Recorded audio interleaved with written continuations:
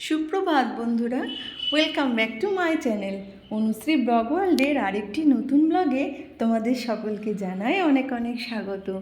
তো দেখো বন্ধুরা, উঠে পড়েছি সকালে। তো সত্যি কথা বলতে কি, সকালই এখন হয়েছে, কিন্তু এখন খুব বেশি বাজে না, বাজে এই মোটামুটি 5টার মতো। কিন্তু দেখে যেন মনে হচ্ছে অনেকটাই বেলা হয়ে গেছে। যদিও তোমরা দেখে বুঝতে পারছো এখন খুব বেশি বেলা হয়নি, কারণ এখন একটু সকাল হলেই তো চটপটে রোদ উঠে যায়। আর এই সময় রোদ ওঠেনি, এখন দেখছো যে অন্ধকার, মোটামুটি অন্ধকার নেই, আলো ফুটে গেছে, কিন্তু ফুটলেও হালকা হালকা আলো এখন ফুটেছে। তো আমি তাড়াতাড়ি উঠে পড়েছি, তার আরেকটা কারণও হলো আমি যত তাড়াতাড়ি উঠতে পারি তত তাড়াতাড়ি আমি আমার কাজটা ঠিক মতো ম্যানেজ করে পরিকল্পনা মাফিক আমি করতে পারি। আর আমার এমনিতেও টাইম একটু বেশিই লাগে, মানে বেশি দরকার ফ্রি টাইম, কারণ আমার সকালে পড়ানো থাকে, বিকালে তো বেশিরভাগ দিনই পড়ানো থাকে, কারণ আমি তো টিউশন পড়াই, সাথে সাথে আমি আমার মেয়েকেও পড়াই, তার সাথে সাথে আমার নিজেরও পড়া থাকে। তো তার জন্য আমার একটু টাইম আমাকে বের করে রাখতেই হয়। তা আমি চেষ্টা করি আমি আমার সংসারের কাজগুলো ঠিকমতো করে তারপরে এই আমার বাকি যে সমস্ত কাজ, তো সেই সমস্ত কাজের জন্য সময় বের করে রাখা। তো আমার কাছে সবটাই আমাকে করতে হবে, এমন নয় যে আমি সংসারটাকে অবহেলা করে আমি বাকি কাজগুলো করব। আমি কোনো কাজটাকেই অবহেলা করে করি না, সব কাজই মনে হয় যেন ভালোবেসে করলে সব কাজ যেন ঠিকভাবে করা হয়ে যায়, আমার মনে হয়। আর সেই কারণে আমি অলসতা না করে একটু যখন ভোরের আলো, একটু যখন সকালের আলো ফুটে ওঠে, তখনই আমি ঘুম থেকে উঠে পড়ি। উঠতে হয়তো মন চায় না, কিন্তু আবার নিজেকে আমি বোঝাই যে না উঠলে তাহলে সেটা আমার জন্য ঠিকঠাক হবে না, আমি সব কাজ ঠিকমতো ম্যানেজ করে করতে পারবো না। তো তারপরে তো তোমরা দেখলেই যে আমার ফ্রেশ হওয়া হয়ে গেছে।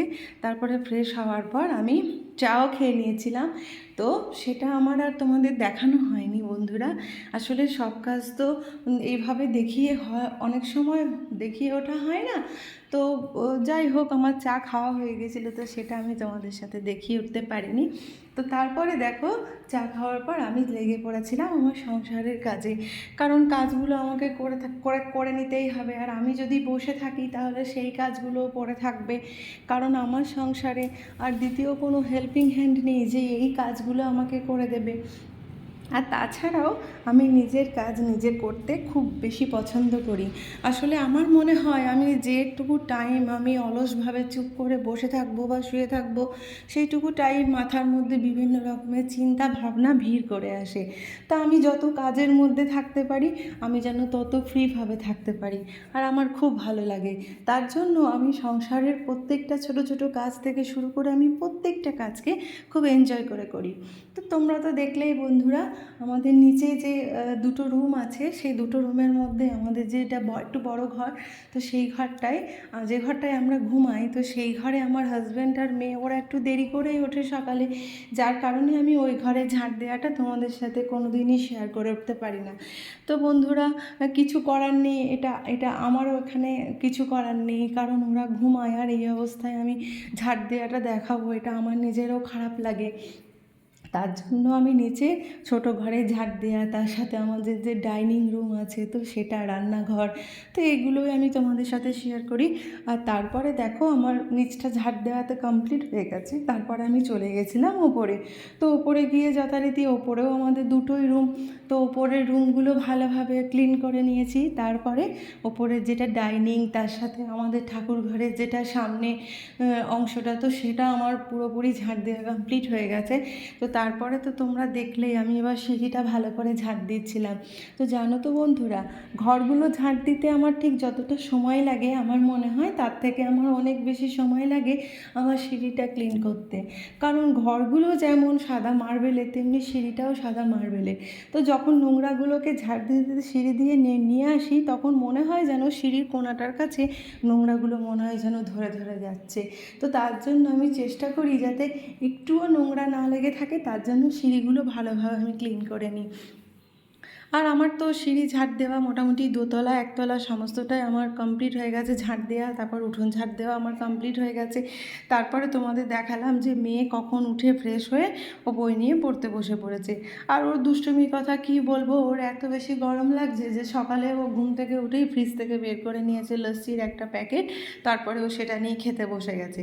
ওর নাকি মাথা গরম, ওর নাকি পেট গরম, আর এই ঠান্ডা লস্যিটা খেলে ওর নাকি পেট মাথা সব ঠান্ডা হয়ে যাবে, তবেই নাকি ওর পড়াটা মনে থাকবে।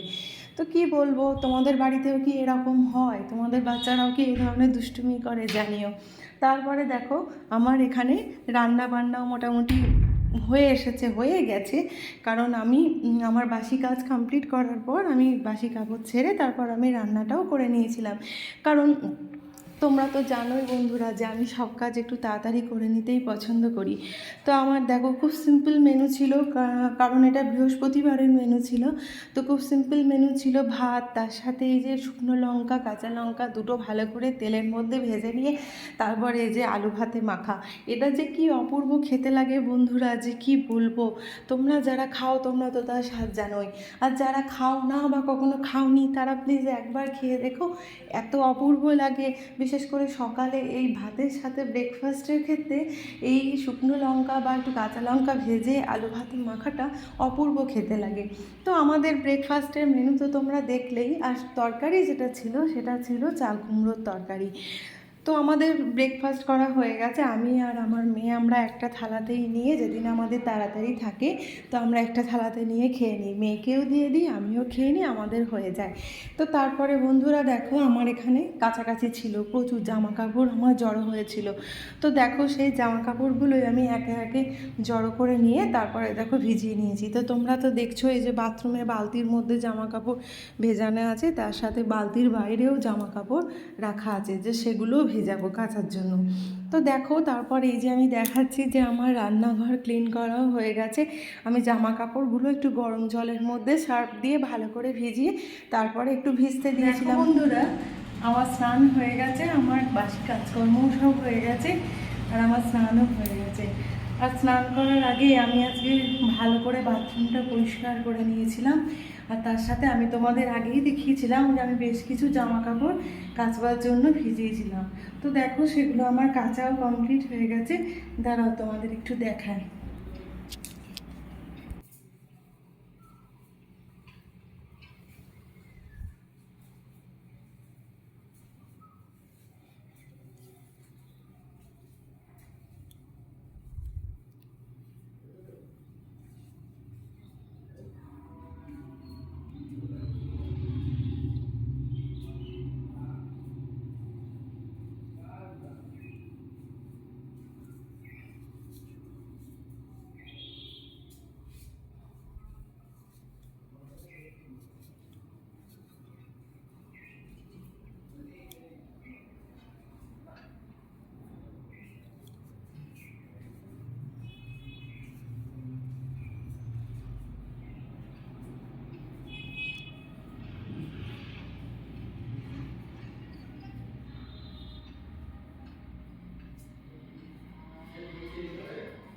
হ্যাঁ দাঁড়াও, এই দেখো বন্ধুরা আমার এখন জামা কাপড় মেলা হয়ে গেছে। তো আমি এই যে জামা কাপড় দেখো আমি কতগুলো কাচাকাচি করেছি, দুটো ঘরের বেডশিট তার সাথে এই যে এত জামা কাপড়, তো এগুলো আমার কাচাকাচি করা হয়ে গেছে। তো দেখো এগুলো আমি এখন মেলেও দিয়েছি ছাদে। যা রোদ দেখে তো বুঝতেই পারছো, রোদে তো এখন ছাদ যা ভীষণ গরম হয়, তার মধ্যে মাথার ওপরে এত গরম লাগে, এত সূর্যের তাপ যে কী বলবো, জামা কাপড় নিমেষের মধ্যেই শুকিয়ে যায়। তো তোমরা তো জানোই। আর দেখো তারপরে আমি নিচে চলে এসেছি, আর নিচে আমরা যে ঘরে থাকি তো তোমরা তো দেখলে সেই ঘরে বেডশিটটা আমি পরিষ্কার করেছি কেচেছি, তো সেই ঘরে আমি আরেকটা চাদর ওখানে পেতে নিচ্ছি। তো তারপরে চাদর পাতা দেখো আমার হয়ে গেছে। তারপর এবার দুপুরবেলা লাঞ্চ টাইম ছিল, তো মাও এখানে খেতে বসে গেছে, আমরাও বসে গেছি। তো এই ছিল নতুন মেনু, পাঁপড় ভাজা আর বড়া ভাজা। আর বাকি মেনুগুলো তো তোমরা আগেই দেখেছো, সকালে সেম মেনুই ছিল। তারপরে দেখো এটা হলো সন্ধেবেলা। তো সন্ধেবেলায় আমরা চলে গেছিলাম একটু নবদ্বীপে। তো নবদ্বীপে যাওয়ার কারণটা ছিল আমার মেয়ের যে তবলা, অর্থাৎ ও তো গান শেখে, তো গানের জন্য হারমোনিয়াম আছে কিন্তু তবলাটাই নেই। তো তবলা কেনার জন্য মানে অর্ডার দেওয়া ছিল, তো সেই তবলাটা দেওয়ার কালকে কথা ছিল। তো সেই তবলাটা আনার জন্যই আমরা নবদ্বীপে গিয়েছিলাম। তো কাছাকাছি ছিল গঙ্গার ঘাট, আর গঙ্গার ঘাট তো কার না ভালো লাগে, আমার তো খুবই ভালো লাগে। গঙ্গার সামনে দাঁড়ালে, একটু গঙ্গার ঘাটের কাছে বসে গল্প করলে মনের যেন সমস্ত ক্লান্তি যেন দূর হয়ে যায়, বেশ ভালো লাগে ওখানে বসতে। আর এই যে লাইট জ্বলছে দেখছো এখন ওই পারে যেটা আছে সেটা হলো মায়াপুর ধাম। মায়াপুর ধামের নাম তোমরা সকলেই শুনেছো। তো সেই মায়াপুর ধাম অর্থাৎ ঘাট পেরিয়ে গেলে ওই যে লাইট দেখছো, তো ওই জায়গাটাই হচ্ছে মায়াপুর ধাম। তো তারই লাইট জলের মধ্যে পড়েছে, আর দেখতে তো অপূর্ব সুন্দর লাগছে। কি বলবো বন্ধুরা, এই যে অপূর্ব দৃশ্য বলার আর কিছু নেই। তো এই ঘাটে বসে আমরা একটু গল্প করে নিচ্ছিলাম। তো তারপরে এই ঘাটে যাওয়ার আরেকটা কারণ ছিল, সেটা হলো ওখানেই আছে গোপাল ঠাকুর। তো গোপাল ঠাকুরের যে অপূর্ব মূর্তি, সেটা এত সুন্দর বন্ধুরা যে তোমাদের কি বলবো, তোমরা দেখলেই বুঝতে পারবে এত অপূর্ব সুন্দর। তো এই মূর্তি আমাদের টানে, আমাদের যেন কাছে ডাকে, তো দেখতে খুব ইচ্ছে করে। তো বন্ধুরা, তো আমরা প্রায় এবার শেষের দিকে চলে এসেছি। তো তোমাদের কেমন লাগলো এই ব্লগটা তোমরা প্লিজ কমেন্ট করে জানিও, আর লাইক শেয়ারও করে দিও। আর প্লিজ প্লিজ প্লিজ আমার চ্যানেলটাকে তোমরা সাবস্ক্রাইব করে দিও। যদি তোমাদের এই বোনটাকে একটু তোমরা ইউটিউবের জগতে একটু এগিয়ে দিতে চাও, তাহলে প্লিজ তোমাদের সাবস্ক্রাইব, লাইক, শেয়ার, কমেন্ট সমস্ত কিছু আমার জন্য খুবই গুরুত্বপূর্ণ।